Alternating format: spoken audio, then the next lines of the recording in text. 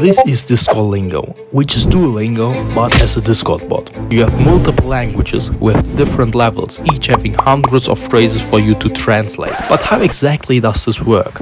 You probably know you can code a Discord bot in many programming languages like Python or JavaScript. I basically did that and created the bot to help you learn languages, but this still doesn't answer the question of how Duolingo works. Everyone knows the basics. Duolingo gives you a sentence and you have to translate it. Easy enough. This is just the tip of the iceberg though. You have algorithms to give you the phrases according to your level. All possible answers are taken into account. It's optimized for human learning. You get me. But this doesn't interest us for now. First, we have to make the bot work. It has to be able to send messages, so I made these responses quickly.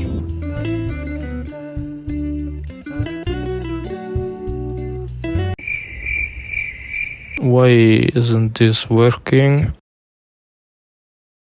For some reason, the bot didn't send a message, even though it's online. After some research, I found out you actually have to give it permission another time to write messages. Anyways, now it can send a message. I quickly created a logo and it looks magnificent.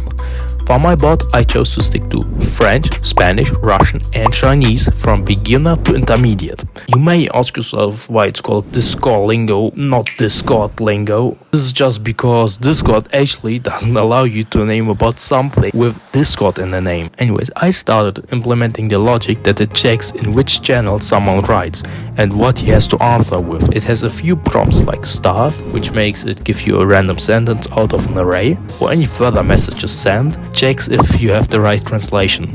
And lastly, you can ask for the solution, which makes him give you the solution. Right now, if you make any typos or really small errors, it will register your answer as false. We don't want that. For that exact problem, there's actually a really cool module, develop, which lets you implement a buffer so that your text doesn't have to match 100% to still count as correct.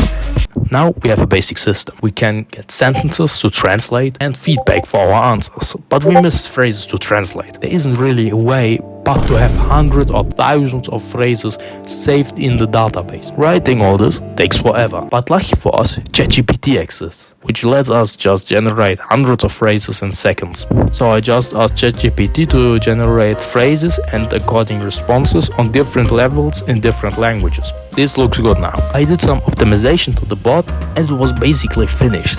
But we need to host it. I thought of REPL.it, since I've used it before to host Discord bot 24/7 for free quite easily. But I found myself facing a big problem. They actually don't allow this anymore, which means we can't host our bot. I checked all the sites that promised to host your bot for free and everything was ass. Then I just said fuck it and paid 50 cents to host my Discord bot. From now on, it's smooth sailing. We can just upload our bot and it will host 24/7. Of course, I met a problem. The server can't find my main.py file, which is basically the bot. But it was there. I tried every possible solution, but nothing worked. Then I decided to just contact support. I have no idea what they did, but it worked and the issue was fixed. Instead of this, I have another problem. The module I use to safely store my Discord token isn't installed by the server. It always gives us an error. The token is vital to the bot working. Furthermore, I can't just put it in the script because it's really powerful. So without this, I can't host the bot. I have to find a solution. I tried multiple things like removing and adding it back from the input box, trying to connect to the server, but it just wouldn't work. So I asked the support again. And voila, they saved me again. Instead of .nv, you have to write python.nv. I had no idea who thought of this bullshit, but now it just works. So now that it will finally work, oh fuck. To keep it short, I had problems with the tokens again, and it was fucking hard to fix. But now, after days of gruesome bug hunting, to finally get the bot to be online without my PC being on 24/7, it was there and it worked perfectly. You can check out the bot's code yourself and try it out on my Discord server. I just made for this. The link is now on screen and in the description. Have a good day.